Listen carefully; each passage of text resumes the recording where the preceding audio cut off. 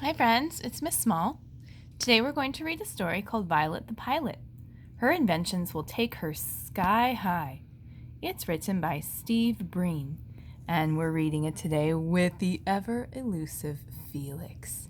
Felix is joining us for the story today, and there's Carl, and they're both taking a bath, or they're itchy.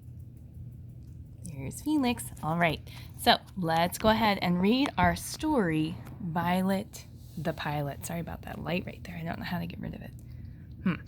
Okay. Violet the Pilot. Wow.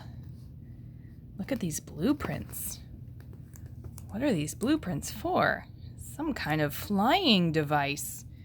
It says the Hornet. Oh, bye, Felix. The Hornet, designed by Violet Van Winkle. Front view, top view. Have you ever made an invention before? Violet the Pilot by Steve Breen. The book is dedicated for someone named Jane.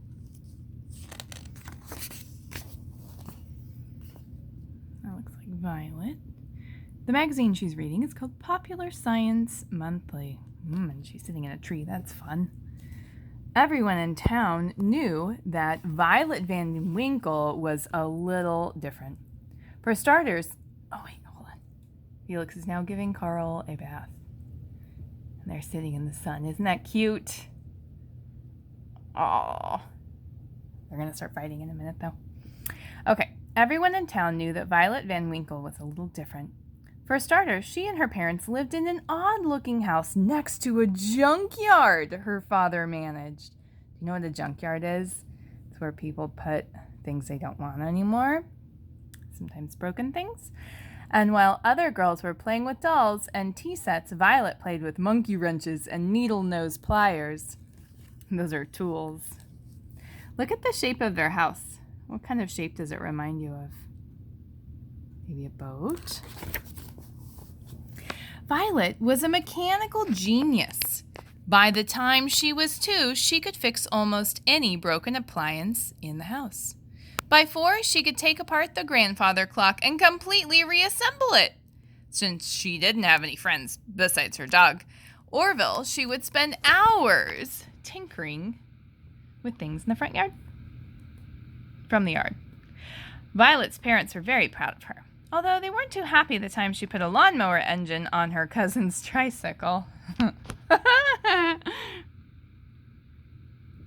you think he's going slow or fast? And how do you think her auntie is feeling? No! Look, the dog, he's like, I can't look. Now, Carl was licking. Oh, now they're going to fight. Tap. Oh, you guys, stop it. Okay, back to the story. Oh, goodness. Look, there's the junkyard. You guys are embarrassing me. Stop. The older she got, the more interesting Violet's creations became. Around the time she turned 8, she was building elaborate machines from scratch. And not just any old machines. Flying machines. Whoa! Oh, it's a wagon. And Carl left now. We just have Felix. Hi, Felix. Her parents couldn't believe their eyes when they saw Violet zoom by her the first time. They were a little worried in the beginning, but they quickly saw that she was a pretty good pilot. Careful not to hit the house, Violet's father would yell. And put on a sweater, her mother would add. Violet used anything she could find in the junkyard to make her wonderful contraptions. There was the Tubbubbler. Oh, it's like a hot air balloon with a bathtub. Oh, and she's blowing the bubbles to make it go higher. Do you think that would work? And the Bicycopter. That might work. And the rocket can. Whoa. It's a cool invention. The pogo plane. Have you ever seen a pogo stick before? The slide glider. And the Wing-a-ma-jig, to name a few. Those are very cool inventions. Whoa, what's going on there? Violet's engineering was pretty sound. The only real hazards were tall trees, piles of junk in the yard, and bugs in her teeth. Ew, you see the bugs? Has that ever happened to you? That actually happened to me yesterday. I got a bug in my eye when I was outside. Kids at school would see Violet eating lunch alone and make fun of her strange books and greasy coveralls. Claude and Kyle Mulrooney were especially obnoxious. Ooh, that's not nice. No, are they throwing a paper airplane at her? That's not nice, is it, Felix? Nope. Then one day, Violet noticed a poster in the drugstore window. Air show October 20th, it read. That's only 2 weeks away, Violet thought. Can kids fly in the show? Is homemade aircraft allowed? That night, Violet sat in her room thinking about the air show. She knew it would be a good feeling if one of her planes won a prize. And maybe then the kids at school would be nice to her. Violet pictured exactly where she would hang her blue ribbon. Da-da-da! Right above her bookshelf, there's her logo. There's a nice bedroom with airplane decorations. Ugh. Are those the boys that were making fun of her? It's not very kind. She and Orville spent the next... Remember Orville's her dog. Orville spent the next day combing the junkyard for just the right materials. One day, the Mulrooney twins happened to pass by. "Look, it's that girl from school," one of them said. "What are you doing, weirdo?" "I'm building an airplane," she told them. The twins exploded in laughter, then mumbled something mean as they walked away. Orville barked at the boys, "Woof, woof," but Violet just went back to her project. "Take it easy, buddy," she said. "We're too busy to worry about them." What do you think she's making? Oh.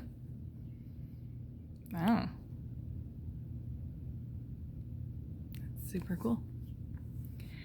Finally, after days of hard work, Violet had finished making her flying craft. She named the magnificent new craft the Hornet. "Wait till people in the grandstand see me flying this," Violet said to Orville. "Look what he's doing." He's taking her picture. She's got paint on her coveralls. The test flight was a success. Oh, no! Ah, good catch.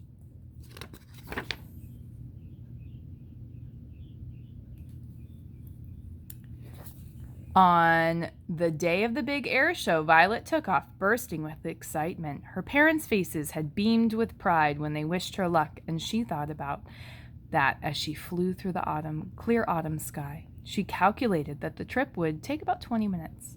She would arrive just in time for the start of the show. So she's flying to the show. Whoa, whoa, oh no. Oh my gosh, what do you notice? What's happening? What's happening, Carl? What's happening? Suddenly, something caught Violet's eye. In the river below, a group of people were waving frantically.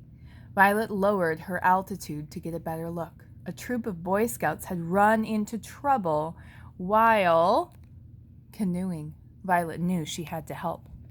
Fast. Excuse me, Carl, your tail is in my book. Excuse me, Carl. It wasn't easy. Oh, Carl. It wasn't easy rescuing all the boys, but Violet, the pilot, piloted the Hornet with careful precision. Oh, she's pulling them out of the river. She can fit all those people in an airplane? Saving the Scoutmaster from going over the falls was particularly dangerous. Violet dropped the grateful scouts off at the hospital. Then she checked her watch. 3:30, she said to Orville. We've missed the air show.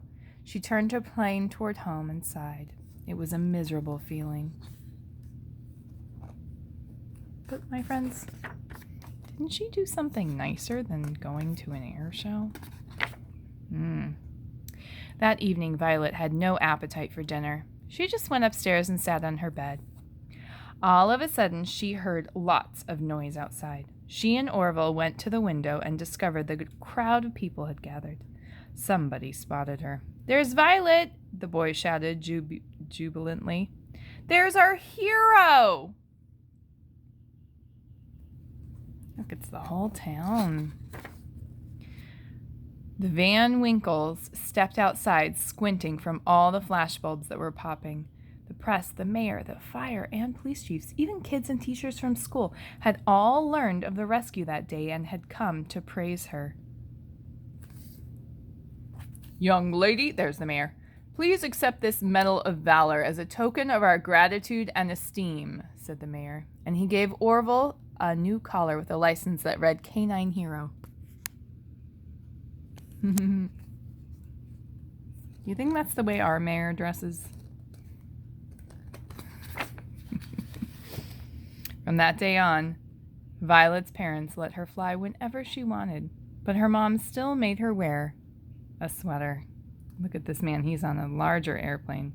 Look, she made the cover of the magazine, Popular Science Monthly. And there she's flying outside the window.